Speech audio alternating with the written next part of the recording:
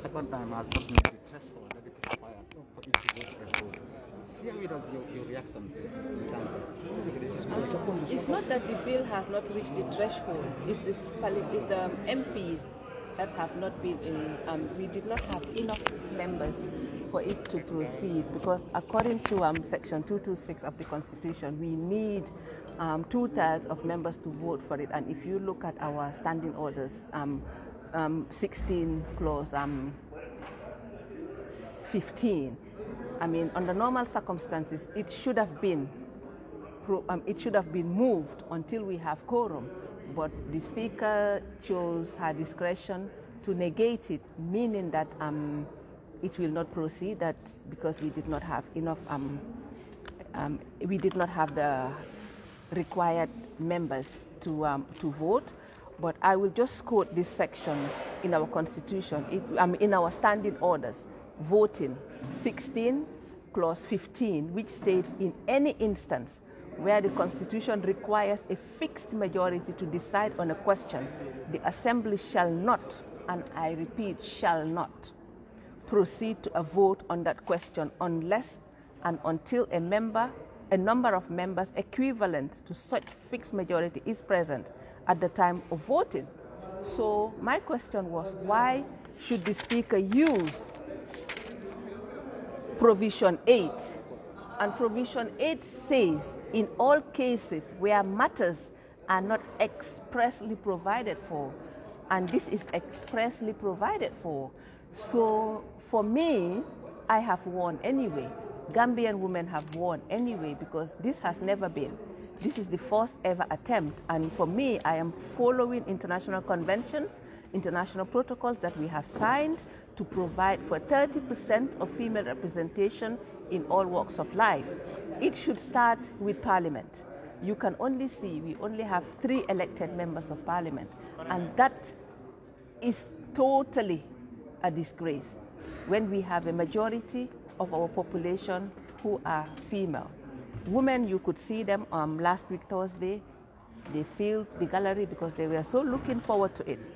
My expectations, the Speaker being a female, should have stood her ground to decide otherwise and give this an opportunity for it to be considered.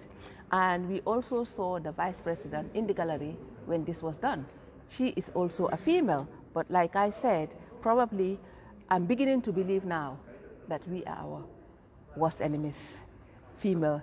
Because are you disappointed knowing that this is the second time that you could not get 42 names who could vote on this? For the second time. I'm not disappointed, to be honest, because I know that NAMs are very busy at this point. You know, there's elections, and most of them are having their primaries this week. I'm not disappointed, but this is also mandatory, our sit-ins. So for me to be disappointed is to take their responsibility from them. They should be disappointed, not me. At least I have done my part. Failure is not attempting. I've attempted, it went through the first reading, the second reading. If this August Assembly should throw out the Constitution at the second reading, and it wouldn't have been thrown out, because you all saw the contributions of the members. They were all positive about it. The only issue we had was we did not have the 42 members for the process to proceed. So if I say I'm disappointed, I shouldn't be disappointed. I have done my part. Would you say that is by default or it's calculated? I can't speak for them. Like I say, I'm not the judge. I can't judge my colleagues. They might have been busy. At times, you don't see me at the Parliament because I have other commitments. I have other things for the Parliament. Like tomorrow, I will not be sitting. On Wednesday, I will not be sitting. Not because I don't want to sit, but because I have other engagements related to my work. So I cannot blame anybody. Is this a vindication that male dominance in society, it's here to stay, or it's still been strengthened to another level? It's not here to stay because we have not given up. Elections are coming, and be rest assured, I am coming back to this Parliament. I am committed to make a change in women's lives in this country. I pledged on Women's Day last year, and this year, this bill came out. Unfortunately, it did not go through the whole process, but be rest assured, the first thing I would do in my next term is to make sure that women and the youth are well represented. So what next for this bill now? What next? Right now, I'm going to concentrate on my re-election. And then after April, you will see this back at this August Parliament. After my elections, I will start, because it will have to go through the whole process again, the gazetting and everything. And you all know how long this process can take. But be rest assured, this is not done and dusted. It will come back to this Parliament. I will not rest until I see women fully represented, fully taking their dues in this country. The women and the youth, the women, the youth and the disabled. Because we are mothers. It is our obligation to represent them and to do our dues to them. Don't be disappointed. It is not dead. Nobody voted it out. It's just been negated because of lack of quorum. But be rest assured, you all saw the floor. They were all in for it.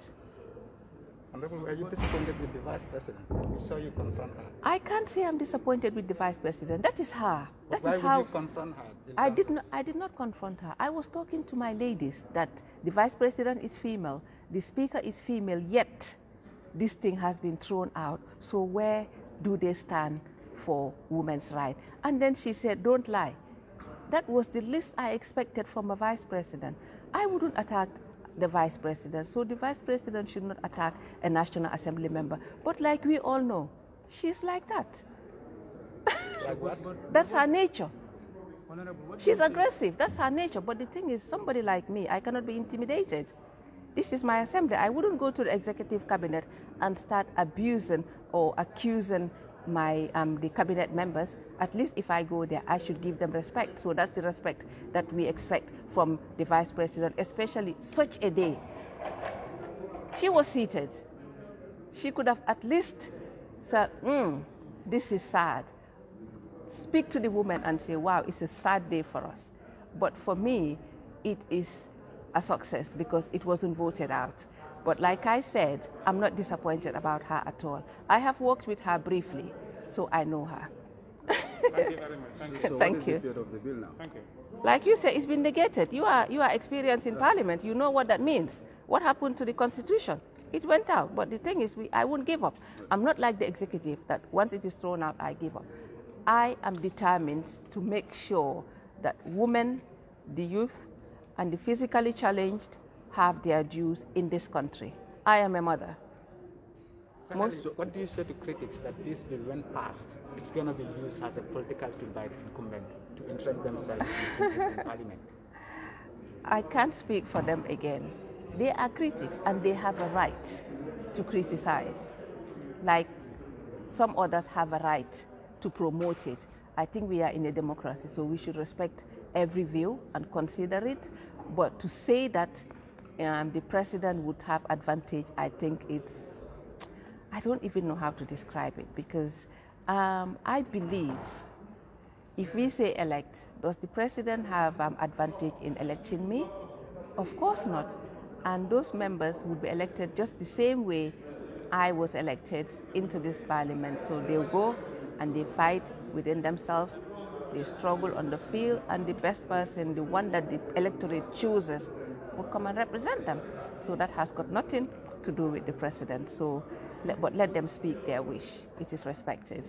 One might say that will you not use the other alternative by reaching out to political parties, since you are looking for women's participation in politics, since we are facing a National Assembly election, for them to put more female candidates or 50-50 female candidates in the upcoming National Assembly?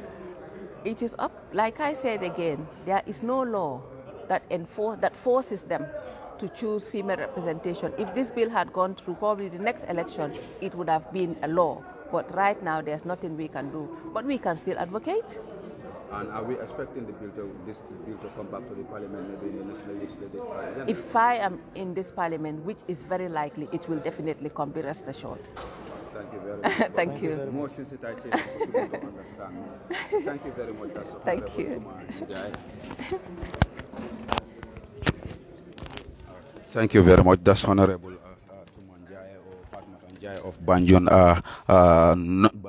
Banjul South, the MP actually, if you all could remember, there was a constitutional amendment bill that was tabled before the National Assembly members, that intends to amend the 1997 constitution by inserting that, 14 administrative areas will be created for women to have a seat in the parliament, and we will have 2 seats that will be reserved for people with physical disability in the parliament. And actually today the bill came through the first reading presented before the National Assembly, and it came to the second reading today. And normally when you are dealing with the constitutional amendment, you need 42 members of the National Assembly members to say yes to this constitution for it to pass, to become a law. And when we came to the parliament today, we found out that actually only 35 members of the National Assembly members were present at the time. And put in the back of your mind that you need 42 members to say yes. So since they didn't meet the threshold that is required for for amendment of the 1997 constitution, it could not proceed. So that means that it has failed for it to proceed to the third reading, so that it can be passed and becomes a law.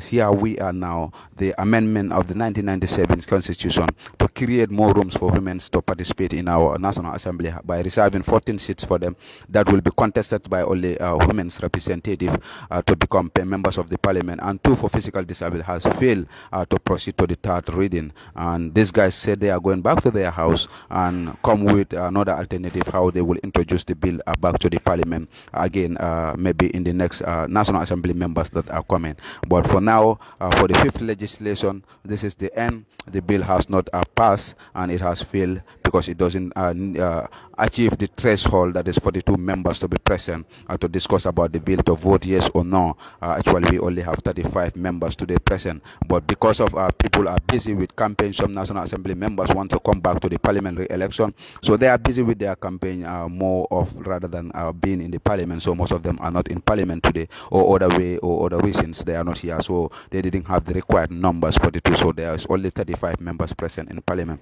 This is your brother 𝗕𝗏𝗂𝗓, bye from me, the National Assembly of the Gambia, until the next legislative session. But this session will last to on the 28th of this month will be the last day of the members of the parliament for the 5th legislation, and come next legislative session we will have new faces or even old faces that will be re-elected. But for the 5th legislative chamber, this 28th will be the last day of this present National Assembly members in these chambers, and until another time when these people will have the time to come again before the parliament.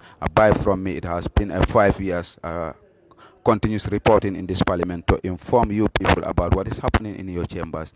There is no single session that happens in this National Assembly. I am not here because I believe that an informed citizen will make an informed choice, and this is why I have been constantly in this parliament to give opportunity to you people that could not have the access to the National Assembly to know what is happening in your parliament, what your people are making in your behalf, what decisions are they taking, what bills are they approving, what loans are they approving on your behalf, what agreements and what grants are they entering it on your behalf, so that you will have an informed choice what is happening in your country. And it has been a pleasure to serve you, and it has been a pleasure for you people being there, giving me the support and the courage. And thank you, and bye from me. And I count on all of your prayers for me to be part of those who will come back to this parliament in the next time, since I'm contesting for the National Assembly. Until then, bye from me, 𝗕𝗏𝗂𝗓𝗓.